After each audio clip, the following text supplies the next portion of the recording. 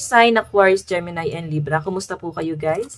Okay, so air sign, maraming salamat po sa walang sawang pagsubaybay sa ating mga reading. And kung kayo ay bago pa lang sa ating channel, mag-subscribe na po kayo guys.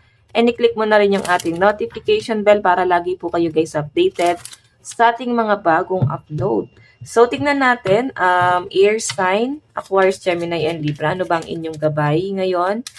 Gabay po ni air sign, Aquarius, Gemini, and Libra. So guys, meron tayong The Rider. So baka meron kayong biyahe or pwedeng masaservisan ka or baka rerentahan. Kung may sakyan ka, baka marerent ka or mauupahan ka kung hindi man to guys patungkol sa pagbiyahe. I think merong ano dito, pag-uusap, meeting na maaaring magaganap or pwedeng para bang hahanapin ka. Importante daw eh. So may pag-uusap dito guys.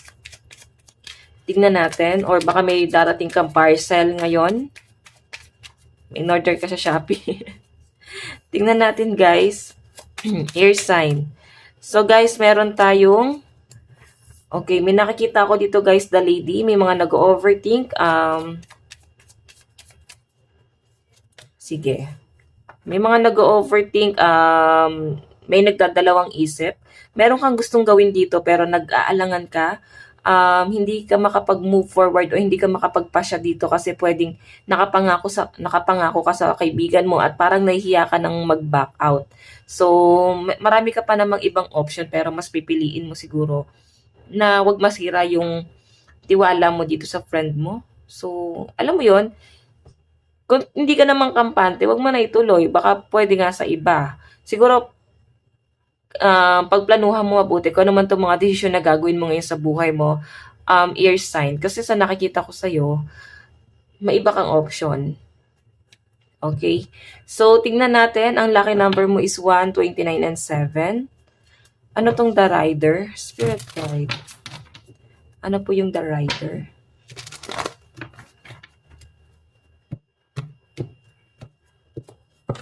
Ano po yung The Rider?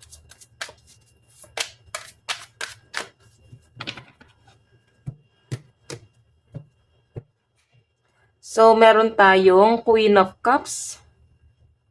Oh. Parang may mga tinatamad. Kung may lakad ka, I think tinatamad yung iba sa inyo or parang nanghihina ka. Hindi ka siguro sanay lumabas ng bahay. So, I think introvert yung iba dito. Air sign. Tignan natin, meron tayong, diba, yan o, nakastuck ka eh. So, I think nakatali ka lang sa comfort zone mo. Hindi ka makaalis or hindi mo ginugustong umalis sa comfort zone na yan. Meron tayong justice. So, ang sinasabi dito, hindi mo makukuha yung kaligayahan na hinahanap mo kung hindi ka mag-explore. Air sign, kung hahayaan mo lang yung sarili mo na nandito lang sa sitwasyon na to. Okay, kung hahayaan mo lang yung sarili mo na mas stuck dyan sa comfort zone na yan, I think nawala na ng ano eh, parang nawala na kayo ng kumpiyansa sa sarili. Ayan. Ayusin ko lang guys to. Parang di pantay na naman. Okay. So, air sign, may nakikita ako kasi na maaring hindi ka makaalis, na-stuck ka. Para piling mo hindi ka na masaya dito eh, pero napipilitan ka. Meron ka pang inaantay. 3 of Wands. Okay. Meron ka inaantay dito, connection mo sa isang tao. Maaring hindi kayo okay. So, tignan naman natin guys, ano tong The Lady.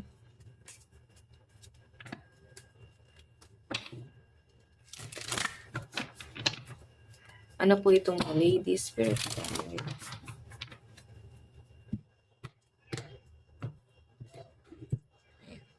Isang shuffle pa daw. Ano po itong The Lady?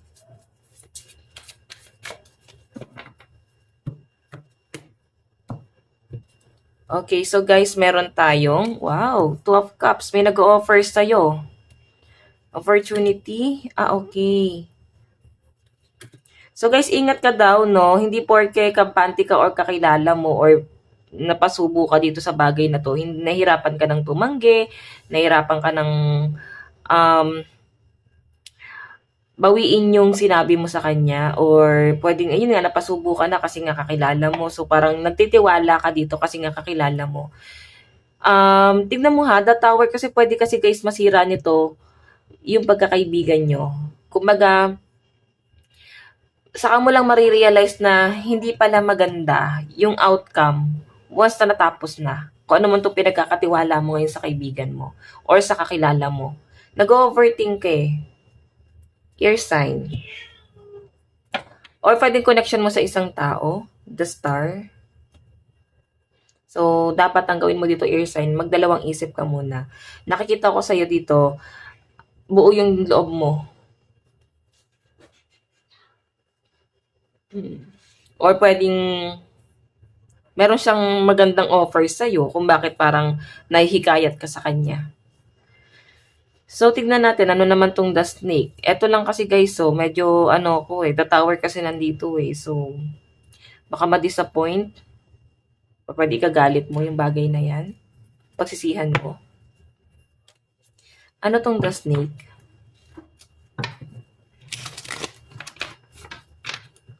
Ano po yung the snake?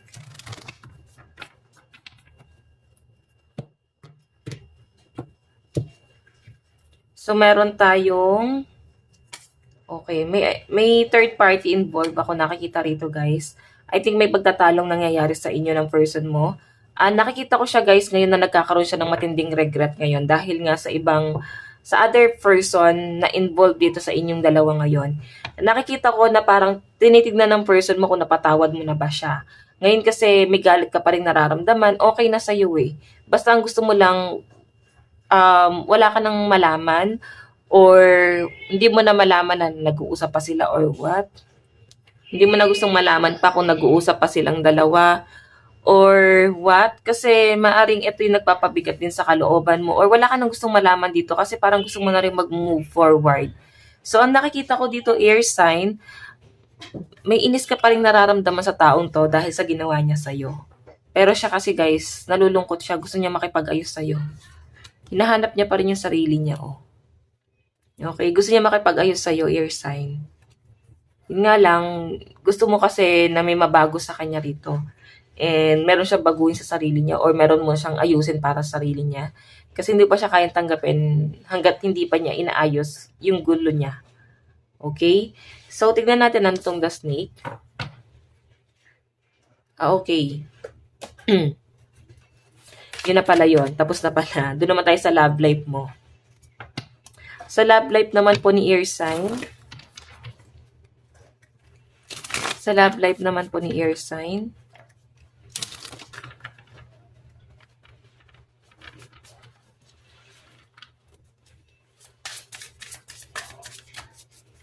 Air sign.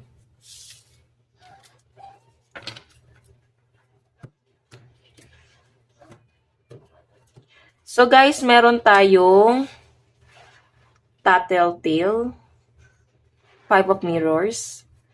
Parang may sumisira talaga. Okay yung connection niya kaso meron talagang ibang pumasok. May sumira ng diskarte. Naguluhan ako dito. May buntot siya doon, meron pa dito. Dami ko napapansin. Ngayon ko lang napansin. So, iba sa inyo guys, may nakita kong parang may pregnancy. May buntis. Meeting parents. Okay. So, may pag-uusap nga rito, guys. Maring dumadana sa matinding stress, depression, or pwedeng postpartum.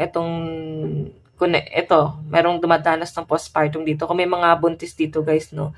Maring hindi kayo aware na buntis kayo. So, maring may pag-uusap dito. Kakusapin mo yung parents. Or pwedeng sasabihin mo sa kanila na ayan, may pregnancy. Iba naman dito guys na hindi buntis. I think may sumira sa relationship niyo ng person mo.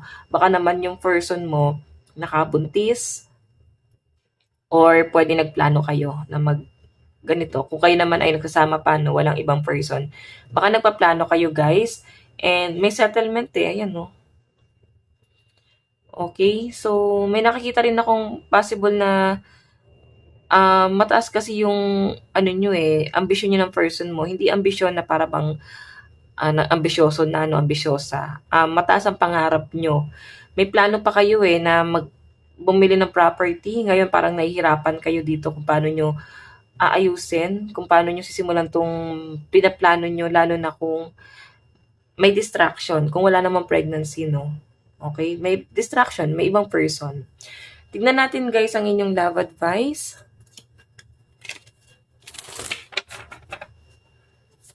Love advice.